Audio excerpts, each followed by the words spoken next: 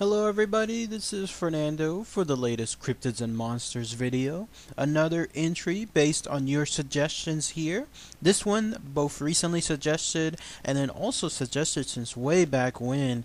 I think this was one of the earlier suggestions during my first couple of videos, and with this particular entry I waited on this for so long because it really just, all the evidence that's been found is just from one single factor, in this case one family, and sometimes I like to have multiple evidence, like multiple people that have discovered either their cryptids or their monsters around the world. But I was almost going to save this as a mixtape and then try to combine it with something else, but at the end of the day I thought to myself, maybe there is enough evidence, enough information to at least have it be its own separate video, and it falls under the category of videos where it's pretty much the only proof you have just comes from the claims of one family. And so take that as you will. There is supposedly photographic proof of the entity, but at the end of the day it's just the family's word against everyone else. So that's why to this day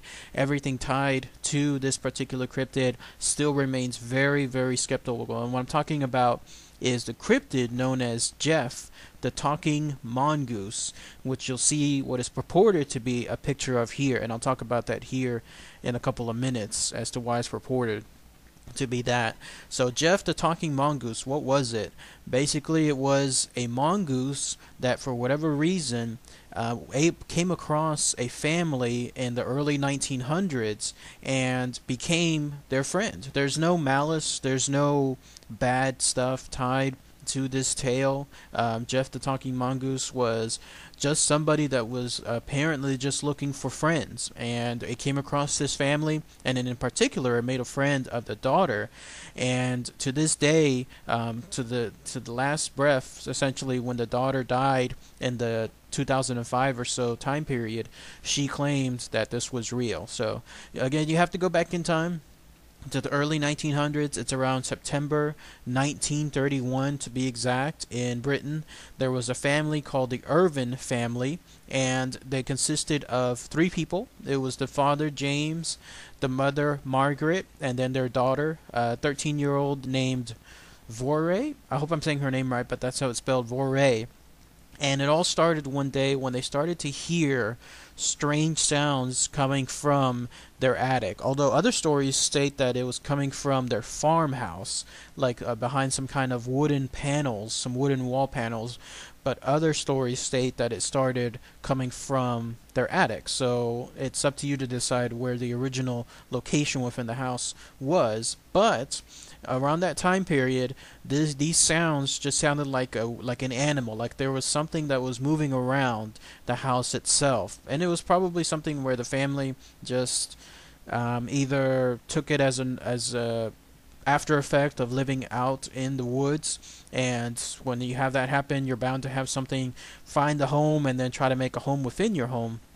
But where things started to take a strange turn was when this animal, who by now was frequently around their area, started to make sounds. And it sounded like to them, and this is where it takes the weird turn, it sounded like to them like it was something that was learning how to communicate. Much like a baby would start to learn words and it would repeat things from what it would hear from their parents. You have a baby, once it's learning the words, it mimics words, but they sound like gibberish. And then little by little, those words start to become more and more familiar until finally the baby is speaking as a small child the actual words themselves. Same concept, but think of that with this, and at a much faster rate, because it didn't take long for the animal to suddenly start speaking to them. At first, whatever this thing was discreet. It was not appearing to itself. It would talk to the family, and it would do so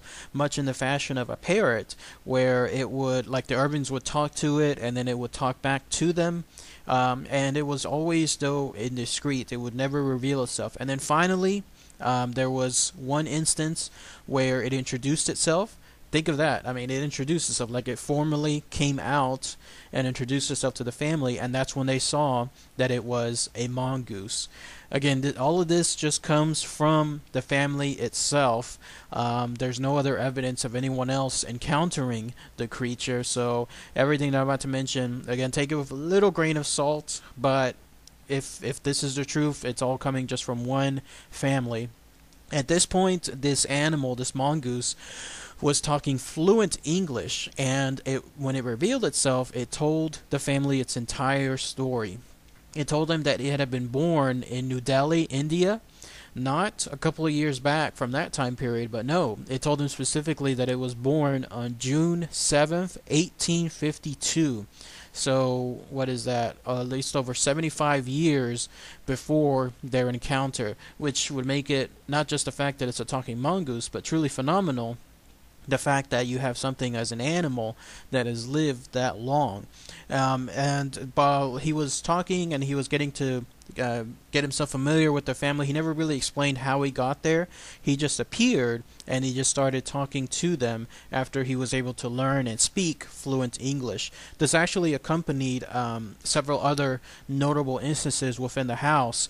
The family said that there was stuff like objects that were flying in and around the room, and stuff would move on its own. It's kind of stuff that's usually tied to paranormal activity, but in this case, there was no malice. There was nothing bad tied to Gef the Talking Mongoose. Rather, it was just something where when he appeared, this other stuff started to happen too. By the way, his name, Gef, he did not call himself that. The family did not call him that. It actually came from the media, who later on learned about the existence of Gef from the family itself. But the interesting thing about Gef is that, again, he was just somebody that looked to be making friends. He wasn't doing anything as far as harmful stuff. In fact, the family said that the creature would spy on neighbors and report back to them about anything that could be bad that the neighbors were doing.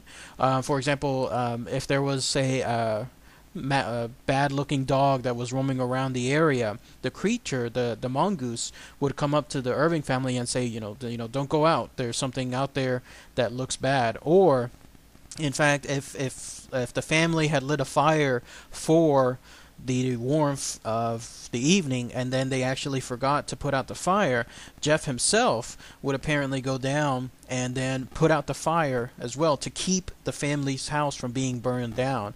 And in fact, at one point, he got so familiar with the family that he started to say, I guess, stuff that would normally be reserved for anybody like a human being that you're communicating with, but who is a little bit more extravagant. In fact, this is how he described himself. This is Gef, again, the talking mongoose, describing himself. He said he was an extra, extra clever mongoose. He also described himself as an earthbound spirit. He also said that he was a ghost in the form of a mongoose. And then in probably his longest sentence, he said, according to the family, he said, "I am a freak. I have hands and I have feet. And if you saw me, you'd faint. You'd be petrified, mummified, turn into stone, or a pillar of salt." And it seemed like he was actually yelling the last part. So, again, imagine like an extravagant human being, but with the voice coming out of a talking mongoose, and then you have Gef. Also, Gef would guard their house at night, so if anybody unfamiliar would approach the house, then he would let them know too. He would also take care of it from vermin, maybe vermin that were carrying around bad diseases at the time. He said that he wouldn't actually kill the vermin, but he would make sure that there were no mice in and around their area. The way he put it, he preferred to scare them rather than kill them. And then he would also awake them whenever some of them overslept as a nice gesture. Think of Gef like their own alarm clock. Whenever one of them overslept and it was time to do some farm work, there was Gef making sure that they were waking up to get things done. So by all intents and purposes, by this point, the family was accepting Gef as just a friendly animal, a talking mongoose at that point. And Gef, in turn, was considering them like a neighbor, somebody that was living with him in that house. Pretty crazy stuff. Again, this is all just straight from the family itself. But if you believe it, then you have the chance that, yeah, there was a talking mongoose that made friends. The family, by the way, rewarded Gef with some of his favorite food. He apparently loved biscuits, chocolates, and bananas. He went crazy for that stuff, and they would always leave the food up in the ceiling, suspended from some kind of plate.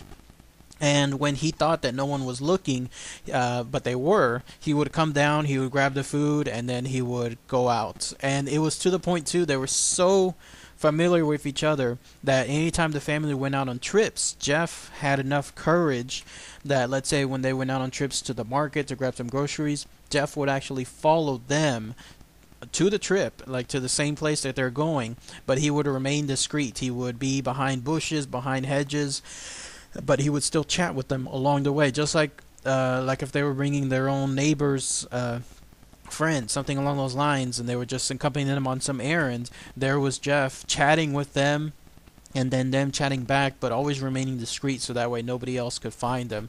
Somewhere along the way, though, the press got a hold of this story. I don't know if it was the family that told everyone around them, as one of those things where when you have something this sensational, you're bound to tell your friends and your family members, and then they're bound to tell others. And when this happened, then the tabloid got a hold of it, and lots of journalists started to come over to try to catch a glimpse of this mongoose. Unfortunately, there has never been any proof, any definitive proof, other than this photo that I showed earlier and that you'll see here, because everything that was thought to be Gef, like for example hairs, were analyzed.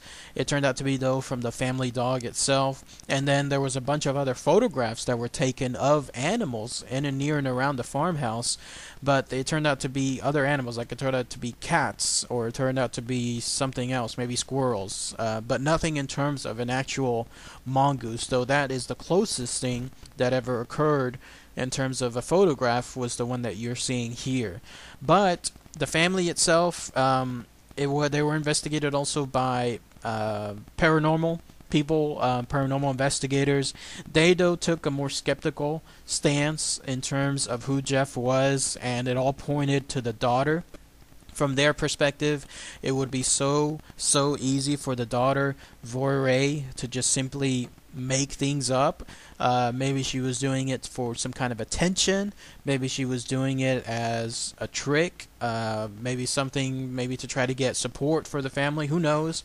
But the main common theme as to who Gef was, it's going to sound a little weird, but everything seems to point to it, was that it was simply Voirrey who had learned somehow to do where she could talk and then have it come out like at other places. The word escapes me right now, but that's where everybody thinks the origination of it was, that it was the daughter, and she was using ventriloquism. That's right, she was using ventriloquism to help project some of the effects tied to this talking mongoose. And lo and behold, of course, there were never any real sightings of the mongoose when everybody tried to come around and tried to see Gef, and the family would no doubt try to say, oh, it's because Gef is really shy. Gef is not able to come out with so many people around, and that's how that little game began, and subsequently became the same game over and over, where Gef's tales were always told when no one was around, and yet when everyone else was around, then all of a sudden Gef no longer came out. So again, it's up to you to decide what is true, what is false. To this day, everything seems to point to the daughter using some kind of noise, or it could just be the family itself, the family that was doing something on their end to help create some buzz, although it did turn negative for them, and I'll talk about that here in a minute. But the daughter, Voirrey, she died in 2005, and to the very last day, she said that everything tied to Gef was never her creation. In fact, she had an interview that was late in her life, presumably close to when she was dying, and when she was asked again about Gef and about it being part of her creation, she said no, it was not. So she claims it wasn't, so she was the last surviving member of the family, and so that's her stance on it. Now, the bad news tied to Gef for the family is this. with all the hoopla and with the phenomenon that this particular story took over, because with so many tabloid and journalists coming over, it became a mainstay within that area, within Britain, and so much so that when it came time for the family to leave, I don't know why they were trying to leave, if they were just moving elsewhere for work, or I don't know, but when they tried to do so and they tried to sell their home, they actually couldn't find a buyer. And the main reason was nobody wanted to buy a house that to them was considered haunted, because everyone else is thinking stuff moving around, disembodied voices, talking animals. Everybody's thinking that it's either poltergeist or haunted related stuff, and nobody wanted to buy the house. So the bad news was eventually they were able to sell the home and move out, but they had to sell it at a severe loss, and that must have devastated the family. So it was quite ironic. If the family created this tale, let's go with the notion that just as an example, they created this tale to try to sell some stories and try to get some fortune. It turns out for them later on, when they tried to capitalize on it, they tried to move out, they couldn't. Nobody would buy the home because it was haunted, and they had to sell it at a big loss. The new owner, though, who took over the home, I don't know if he tried to capitalize on his own fame, but he claims that he shot a large mongoose-like animal, which may have been the creature, but the proof that was presented, people said it wasn't a mongoose, it was something else, another type of animal that's more common, but it wasn't an actual mongoose itself. And once the family moved, though, that was the end of Gef. There was no more tales tied to Gef, no more appearances of him. So it does lead things to be a little bit suspect, how whenever they moved out, if this Gef, who, remember, there was a point where he was following them in and around their house, and so much so that when they went out to the market multiple times, he was with them there. There they are moving out. Why would Gef not follow them to the new place? So interesting stuff. So that is Gef the Talking Mongoose. The only tale, the only instance again known is their experience there in the 1930s. So unfortunately no new tales, no late tales, nothing within this century tied to them. If anyone happens to have anything though that might be related to Gef the Talking Mongoose, preferably after this experience, please post your comments, share them below. I'd be happy to see them, happy to hear anything related to it. Otherwise, Gef the Talking Mongoose, pretty fascinating cryptid. If he was real, he was definitely one of the stranger ones. Here you had an animal that was there just for the sole purpose of trying to make friends, made friends with the family, made friends especially with the daughter. No proof though as to his existence, and then once the family moved out, that was it. No more ties to Gef. So alright everybody, thanks again as always. Take care.